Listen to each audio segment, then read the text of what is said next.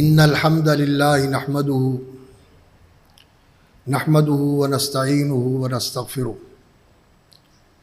ونعوذ باللہ من شرور انفسنا وسیئات اعمالنا من يهده اللہ فلا مضل له ومن يضلل فلا هادی له واشهد ان لا الہ الا اللہ وحدہ لا شریک له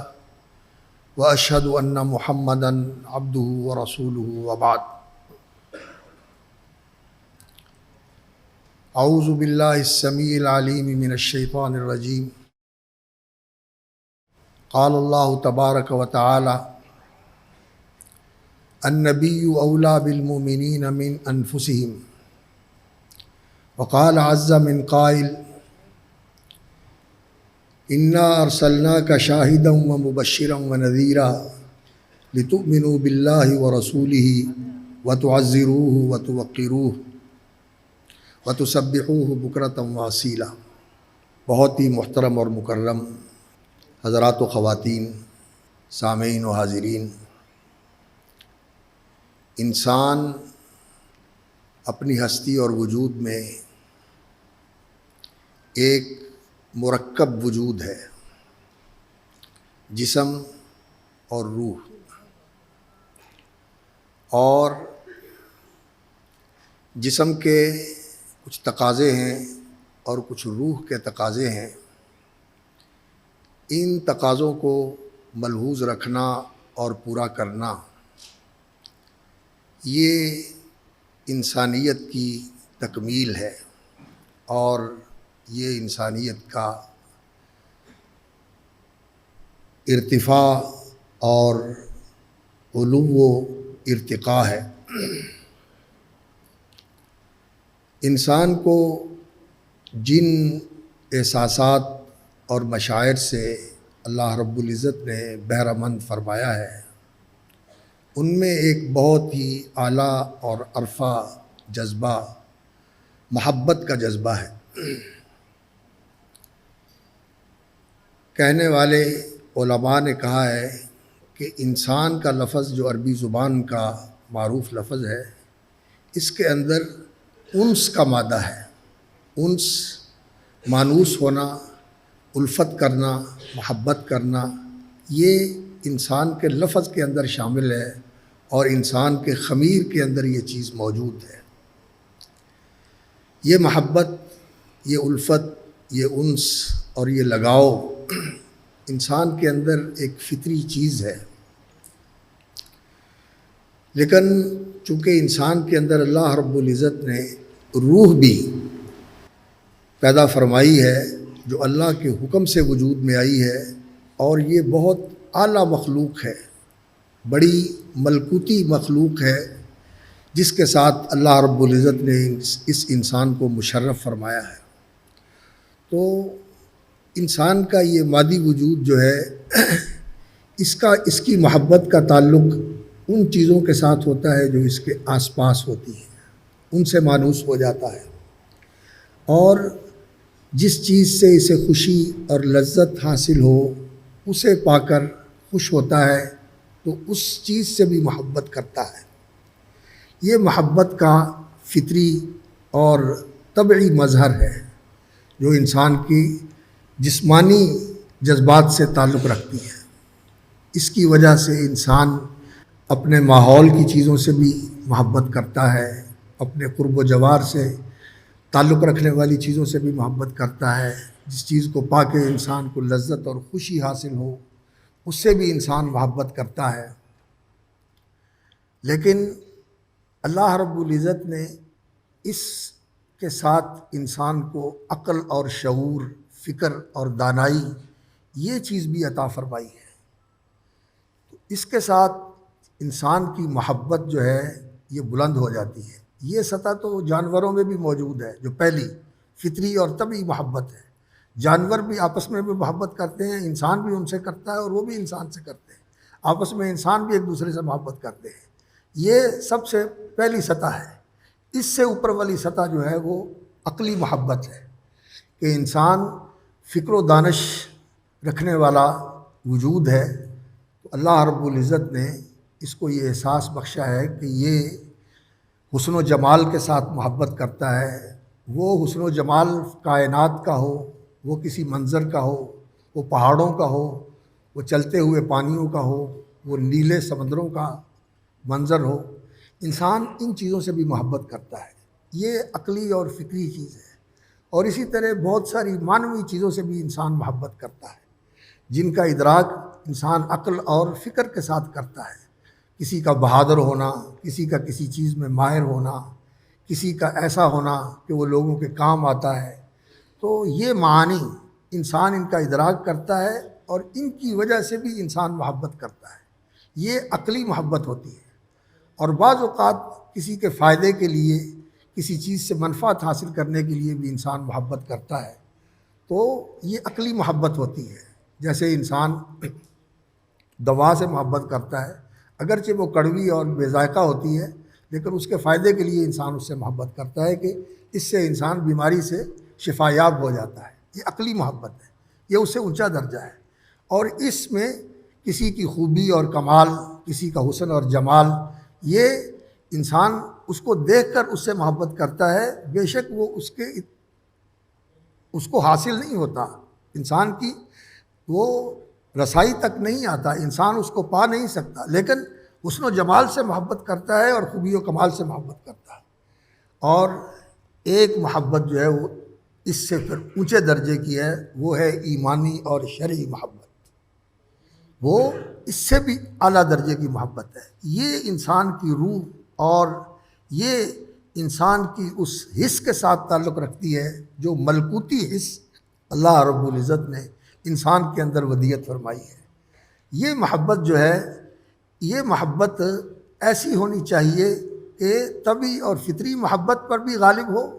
اور عقلی اور شعوری محبت پر بھی غالب ہو، اور یہ محبت ایسی ہو جو انسان کے عقل و فکر کے اوپر بھی مستولی اور حاوی ہو، اور اس کی طبعی محبت پر بھی غالب ہو۔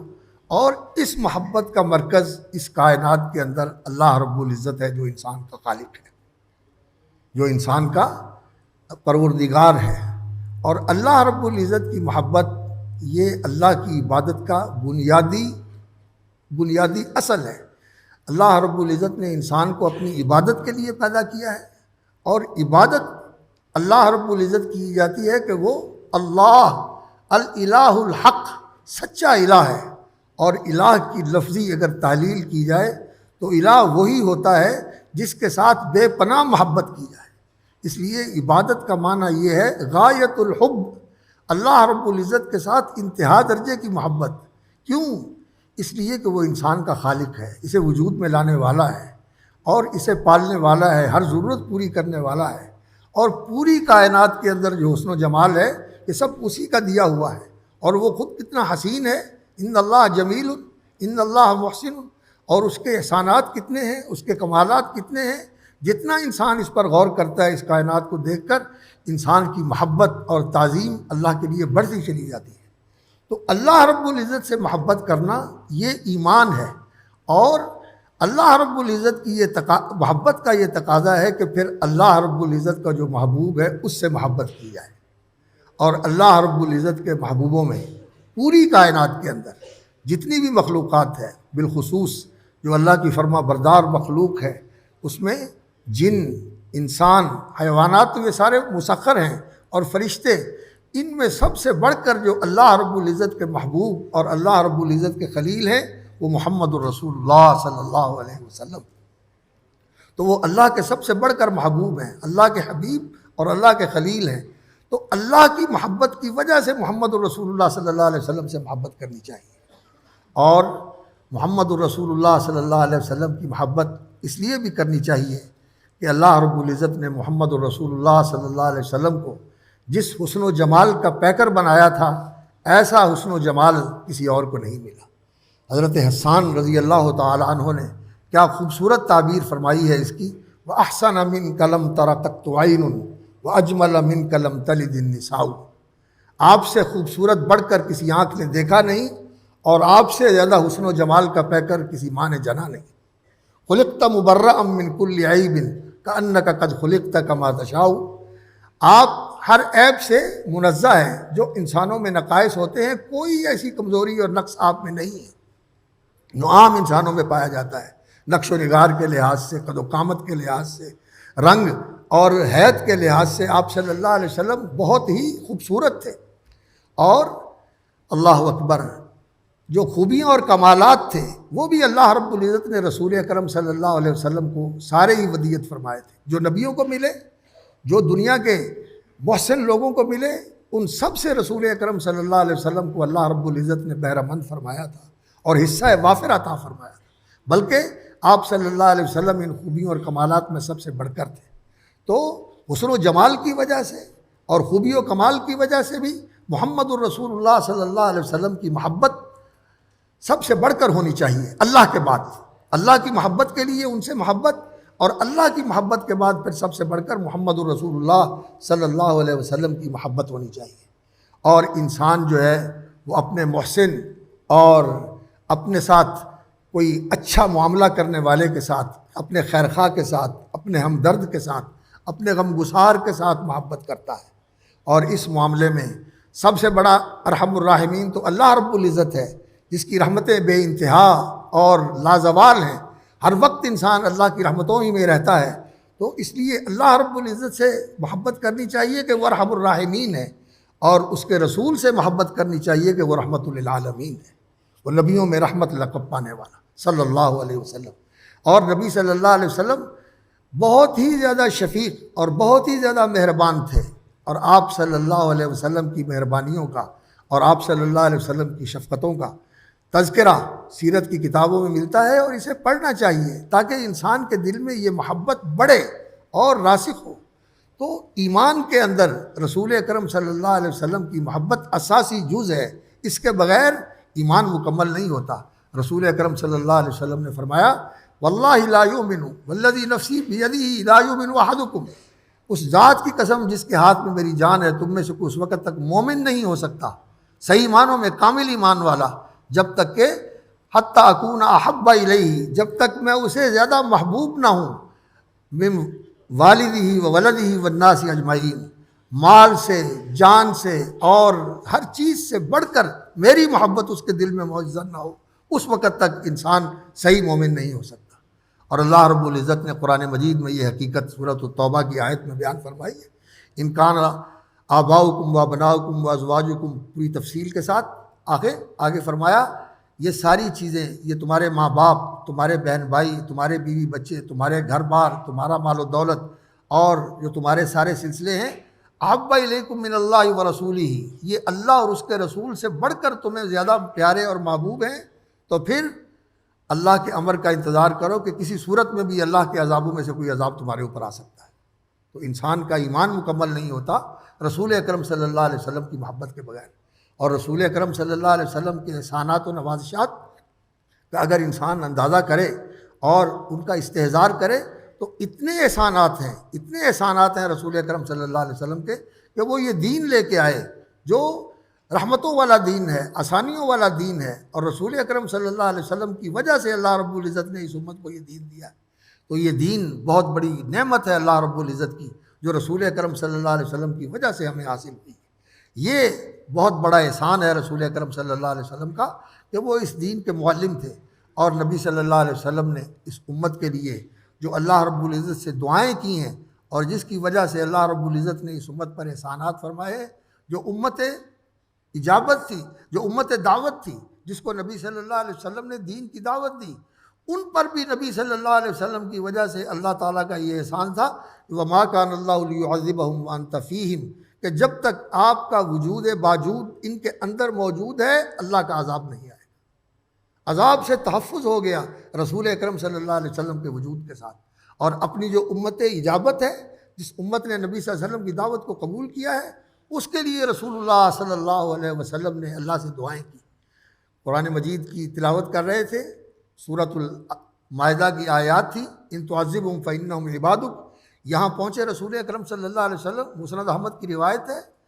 تو جب آپ صلی اللہ علیہ وسلم اس آیت پہ پہنچے کہ عیسیٰ علیہ الصلوۃ والسلام قیامت والے دن اللہ کی بارگاہ میں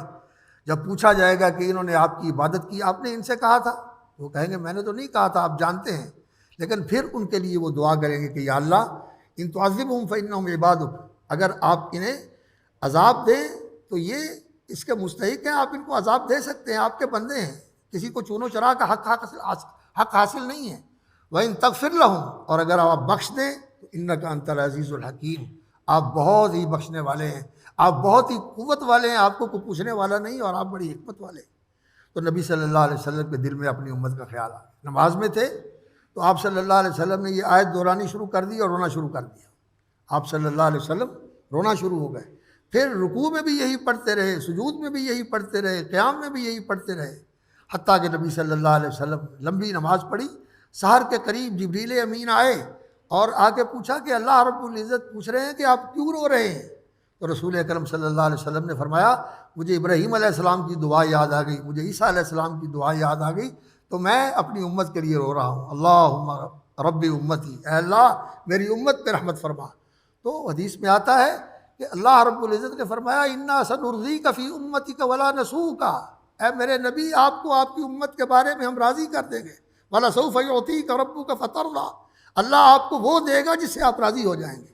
اور رسول اکرم صلی اللہ علیہ وسلم کی اس امت کے لیے یہ شفقتیں تھیں کہ آپ صلی اللہ علیہ وسلم نے اللہ رب العزت سے یہ دعا کی کہ یا اللہ میری امت پر ایسا عذاب نہ آئے کہ میری امت کا نام و نشان مٹ جائے جیسی پہلی امتوں پر آتے رہے، اور یا اللہ میری امت کے اوپر اس طرح دشمن کو مسلط نہ کرنا کہ ان کا ستیہ ناش کر دے اور ان کا صفایا کر دے، اس طرح دشمن ان کے اوپر غالب آ جائے۔ تو اللہ رب العزت نے فرمایا یہ بھی قبول ہے اور یہ بھی قبول ہے۔ پھر ایک اور دعا کی تھی کہ یا اللہ ان میں اختلاف نہ ہو، فرمایا یہ فیصلہ ہو چکا ہے، اختلاف انہوں نے خود ختم کرنا ہے اور اختلاف کے اسباب کو دور کر کے اپنے اندر الفت پیدا کرنی ہے، یہ میرا فیصلہ ہو چکا ہے کہ اس میں مداخلت نہیں کروں گا۔ تو امت کے لیے دعا کی،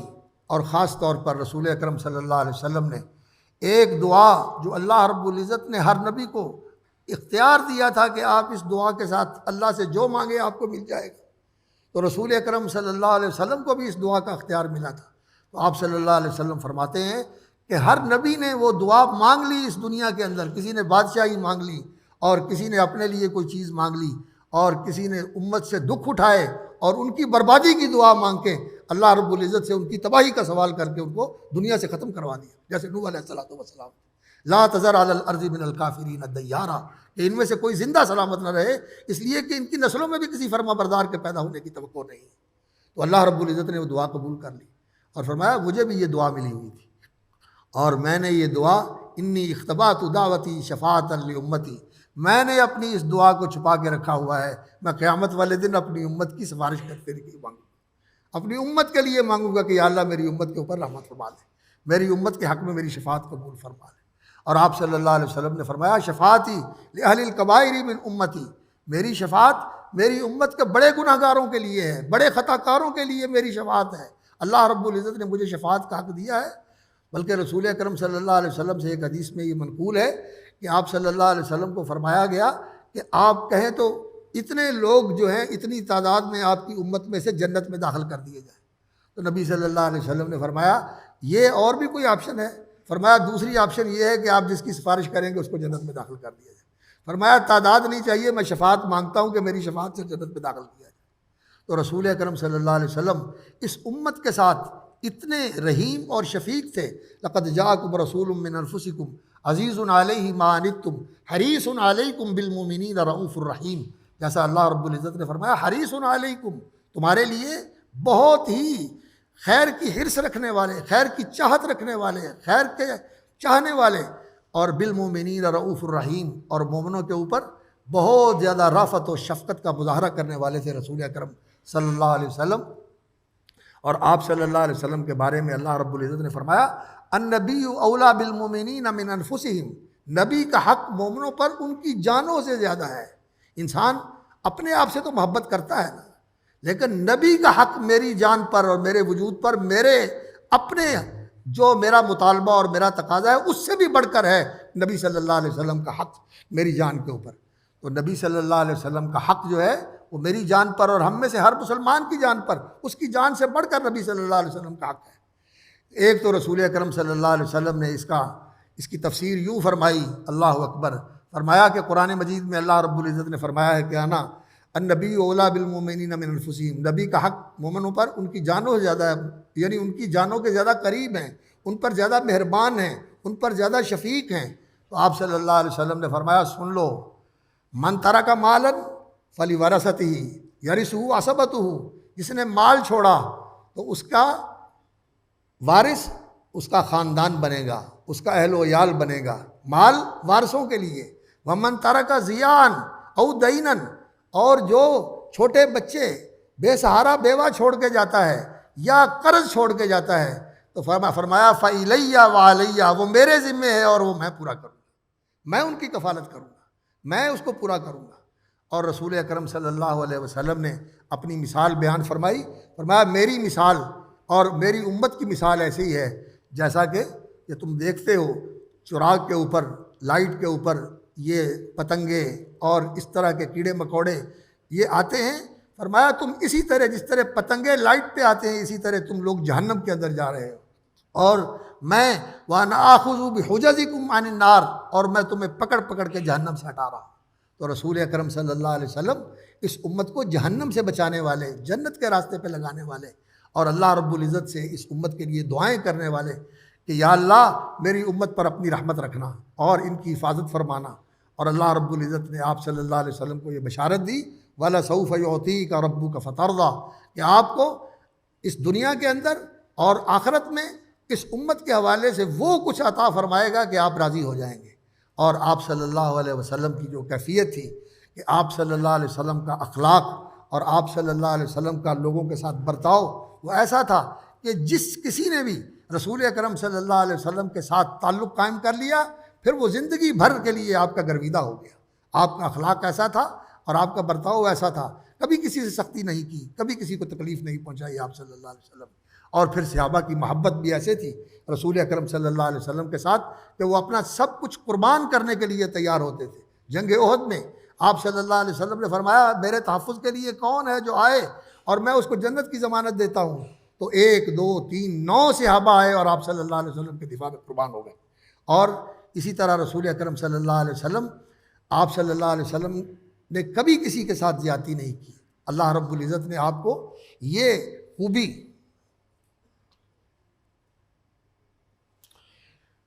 رسول اکرم صلی اللہ علیہ وسلم کو یہ خوبی اور کمال عطا فرمایا تھا کہ آپ صلی اللہ علیہ وسلم انتہائی رحیم اور شفیق تھے، گھر والوں کے ساتھ، بچوں کے ساتھ، غلاموں کے ساتھ، ناداروں کے ساتھ، حتیٰ کہ بداندیش کے دل میں گھر کرنے والا آپ صلی اللہ علیہ وسلم دشمنوں کو بھی گرویدہ بنا لیتے تھے۔ ثمامہ ابن اسال جو آئے تھے، رسول اکرم صلی اللہ علیہ وسلم کا برتاؤ دیکھا تو آپ صلی اللہ علیہ وسلم کے برتاؤ کی وجہ سے ایسے اسیر ہوئے کہ پھر آپ صلی اللہ علیہ وسلم نے وہ رسیاں کھول دیں اور انہیں آزاد کر دیا کہ آپ جا سکتے ہیں، لیکن وہ جانے کی بجائے غسل کر کے آ کے رسول اکرم صلی اللہ علیہ وسلم کے حلقہ بگوش ہو گئے، آپ صلی اللہ علیہ وسلم کے غلام بن گئے۔ اور اسی طرح ہر شخص نے جو اس نے رسول اکرم صلی اللہ علیہ وسلم کے قریب ہو کر آپ صلی اللہ علیہ وسلم کی زندگی کا مشاہدہ کیا، آپ کے اخلاق اور آپ کا حسن سلوک دیکھا، وہ آپ صلی اللہ علیہ وسلم کا گرویدہ ہو گیا۔ اور صحابہ کے دلوں میں نبی صلی اللہ علیہ وسلم کی محبت ہر چیز سے بڑھ کر تھی، جیسا کہ وہ خاتون جو انصاریہ خاتون تھی وہ آئیں جنگ احد کے میدان میں اور پوچھا کہ کیا بنا اللہ کے رسول صلی اللہ علیہ وسلم کا، بتانے والے نے بتایا کہ تمہارا باپ شہید ہو گیا، تمہارا بھائی شہید ہو گیا، پھر کہا تمہارا شوہر شہید ہو گیا۔ وہ کہنے لگی مجھے بتاؤ کہ اللہ کے رسول کا کیا حال ہے؟ تو رسول اکرم صلی اللہ علیہ وسلم کے بارے میں بتایا کہ وہ بالکل الحمدللہ سلامت ہیں، وہ ٹھیک ہیں، محفوظ ہیں۔ کہنے لگی جب تک دیکھ نہ لوں اس وقت تک چین نہیں آتا۔ تو آپ صلی اللہ علیہ وسلم کے رخ انور کو دیکھا تو کہنے لگی کل مصیبت بعدک جلل یا رسول اللہ، اے اللہ کے رسول آپ صلی اللہ علیہ وسلم کو دیکھ لیا تو سارے دکھ بھول گئے، سارے دکھ ہیچ ہیں، ساری چیزیں ہیچ ہیں اس کے بعد۔ اور رسول اکرم صلی اللہ علیہ وسلم کے ساتھ صحابہ کی محبت ایسے ہی تھی۔ حضرت سعد ابن ربیع رضی اللہ تعالیٰ عنہ وہ بھی ان لوگوں میں تھے جو نبی صلی اللہ علیہ وسلم کا دفاع کر رہے تھے۔ تو نبی صلی اللہ علیہ وسلم نے زخمیوں کا پتہ کروایا اور آپ صلی اللہ علیہ وسلم نے پوچھا کہ میرے ساتھ کا بتاؤ، میرا ساتھ نظر نہیں آتا۔ لوگوں نے تلاش کیا تو وہ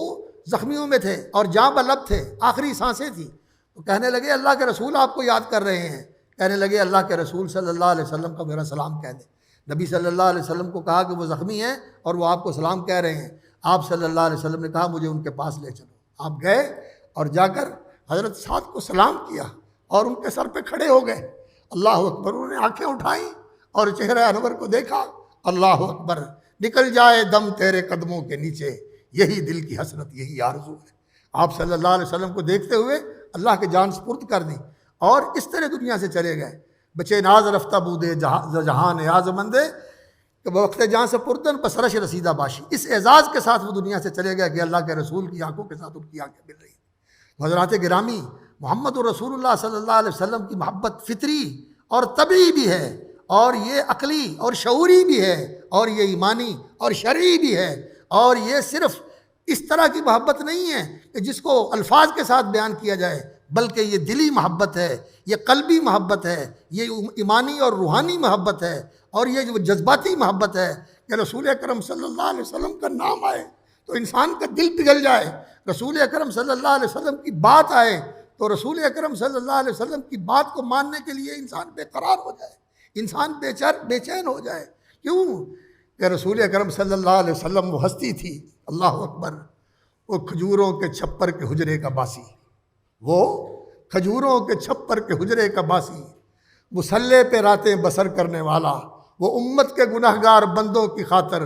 دعاؤں میں رو رو کر راتوں کو سحر کرنے والا۔ رسول اکرم صلی اللہ علیہ وسلم اس امت کے لیے دعائیں کرتے تھے، تو رسول اکرم صلی اللہ علیہ وسلم کے ساتھ اس محبت کا تعلق جذباتی بھی ہونا چاہیے، عقلی اور شعوری بھی ہونا چاہیے، اور ایمانی اور روحانی بھی ہونا چاہیے، اور اس محبت کا تقاضا یہی ہے کہ پھر نبی صلی اللہ علیہ وسلم کی سنت سے بھی پیار ہو، آپ کے دین و شریعت سے بھی پیار ہو، آپ کی حرمت و تقدس کا بھی لحاظ ہو، انسان اس کے لیے ہر قربانی دینے کے لیے تیار ہو، اور آپ صلی اللہ علیہ وسلم کے صحابہ سے محبت ہو، آپ کے اہل بیت سے محبت ہو، آپ کے شہر سے محبت ہو، آپ کے دین سے محبت ہو، آپ صلی اللہ علیہ وسلم کے خلق سے محبت ہو، آپ صلی اللہ علیہ وسلم کے طرز زندگی سے محبت ہو۔ یہ محبت ان ساری چیزوں کا طلب تقاضا کرتی ہے۔ ایمان کا تقاضا ہے کہ نبی صلی اللہ علیہ وسلم سے محبت کی جائے، انسان کی فطرت کا تقاضا ہے کہ رسول اللہ صلی اللہ علیہ وسلم سے محبت کی جائے، انسان کے عقل و فکر کا یہ تقاضا ہے۔ اس لیے جنہوں نے عقلی اور فکری پیمانوں پر لوگوں کا جائزہ لیا اور ان کی گریڈنگ کی اور ان کے معیار بنائے، تو بنانے والے نے کہا کہ میں پوری انسانی تاریخ میں یہ دیکھتا ہوں کہ سب سے ایک نمبر پر جو سب سے بالادست اور سب سے بالا تر انسان ہے وہ محمد الرسول اللہ صلی اللہ علیہ وسلم ہے،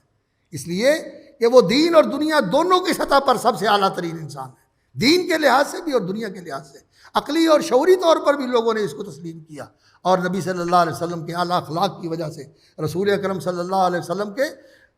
مدح سراؤں میں اور آپ سے محبت کرنے والوں میں غیر مسلم بھی ہیں، لیکن یہ محبت کام نہیں آتی جب تک فرما برداری نہ ہو، جب تک اتباع نہ ہو۔ قل ان کنتم تحبون اللہ فاتبعونی یحببکم اللہ، تو اللہ کے رسول صلی اللہ علیہ وسلم سے محبت کریں کیونکہ وہ اللہ کے محبوب ہیں، اور اللہ کی محبت کا تقاضا ہے کہ اللہ کے رسول سے محبت بھی کی جائے، اور محبت کا تقاضا ہے کہ ان کی اتباع بھی کی جائے، ان کی اطاعت بھی کی جائے، ان کے طرز زندگی کو اپنایا جائے، ان کی سیرت کو اپنایا جائے، سیرت کا مطالعہ بھی کیا جائے، نبی صلی اللہ علیہ وسلم کا ذکر خیر بھی کیا جائے، اور آپ صلی اللہ علیہ وسلم پر کثرت سے درود و سلام بھی پڑھا جائے۔ اپنی مجلسوں کے اندر اور اپنی زندگی کی مصروفیات کے اندر کبھی بھی انسان اس سے غافل نہیں ہونا چاہیے کہ نبی صلی اللہ علیہ وسلم پر سلام پڑھے، صلوات پڑھے، آپ کا ذکر خیر پڑھے، آپ کی سیرت کا مطالعہ کرے، ان مجلسوں میں بیٹھے جہاں نبی صلی اللہ علیہ وسلم کا ذکر ہوتا ہے، اس سے محبت بڑھتی ہے، اور یہ محبت ایمانی بھی ہے، روحانی بھی ہے، عقلی بھی ہے، جذباتی بھی ہے۔ صرف عقلی ہو یا صرف اتباع و اطاعت کی حد تک ہو نہیں، بلکہ یہ محبت ایسی ہونی چاہیے کہ جب رسول اکرم صلی اللہ علیہ وسلم کا نام آئے تو انسان کو اپنے آپ پہ قابو نہ رہے، جیسے حضرت بلال رضی اللہ تعالیٰ عنہ کا عالم تھا، جب اذان کہتے تھے نبی صلی اللہ علیہ وسلم کے بعد، جب اشہد ان محمد رسول اللہ کہتے تھے تو آپ صلی اللہ علیہ وسلم کا نام آنے پر انہیں اپنے آپ پہ ضبط نہیں رہتا تھا۔ مدینے میں آئے دمشق سے، اور لوگوں نے کہا اذان کہو، اذان کہنے لگے تو ان الفاظ پہ جب آئے اشہد ان محمد رسول اللہ، تو ایسی کیفیت تھی کہ پورا مدینہ رو رہا تھا، سارے لوگ رو رہے تھے۔ یہ جذباتی تعلق بھی ہونا چاہیے، ایمانی اور روحانی تعلق بھی ہونا چاہیے، عقلی اور شعوری بھی تعلق ہونا چاہیے۔ اس لیے نبی صلی اللہ علیہ وسلم کی سیرت کا مطالعہ، اور خاص طور پر آپ صلی اللہ علیہ وسلم کا تذکرہ، اور آپ صلی اللہ علیہ وسلم کی تذکرے کی مجالس میں شرکت کرنا، اور آپ کی سیرت کا مطالعہ کر کے اس کا اتباع کرنا، اور اس کے ساتھ اپنے آپ کو مزین کرنے اور آراستہ کرنے کی کوشش کرنا، یہ آپ صلی اللہ علیہ وسلم کی محبت کا تقاضا ہے، اور اسی لیے آپ صلی اللہ علیہ وسلم سے سب سے بڑھ کر محبت کرنی چاہیے۔ جیسے نبی صلی اللہ علیہ وسلم کے ساتھ ایک موقع پر حضرت عمر ہاتھ میں ہاتھ دے کے جا رہے تھے، تو کہنے لگے یا رسول اللہ، آپ مجھے میرے ماں باپ سے، میری مال اولاد سے سب سے بڑھ کر زیادہ عزیز ہیں۔ تو رسول اکرم صلی اللہ علیہ وسلم نے ہاتھ پکڑا ہوا تھا، ایسے کر کے دیکھا، کہنے لگے عمر سب سے بڑھ کر عزیز ہوں، اور کہنے لگے الا من نفسی، ہاں اپنی جان تو پھر اپنی جان ہے۔ تو نبی صلی اللہ علیہ وسلم نے فرمایا نہیں، اس وقت تک انسان سچا مومن نہیں ہوتا اور کامل ایمان والا نہیں ہوتا جب تک کہ وہ میرے ساتھ ماں باپ سے، مال اولاد سے، ہر چیز سے بڑھ کر، سب لوگوں سے بڑھ کر، حتیٰ کہ اپنی جان سے بھی بڑھ کر محبت نہ کرے۔ تو حضرت عمر رضی اللہ تعالیٰ عنہ نے چند لمحوں کے لیے اپنا جائزہ لیا اور جائزہ لے کر یہ کہا یا رسول اللہ انت احب الی من نفسی، اللہ کی قسم مجھے آپ میری جان سے بھی زیادہ عزیز ہیں۔ تو نبی صلی اللہ علیہ وسلم نے فرمایا الآن یا عمر، عمر اب بات بنی ہے، اللہ کرے ہماری بھی بات بن جائے۔ وآخر دعوانا الحمدللہ رب العالمین۔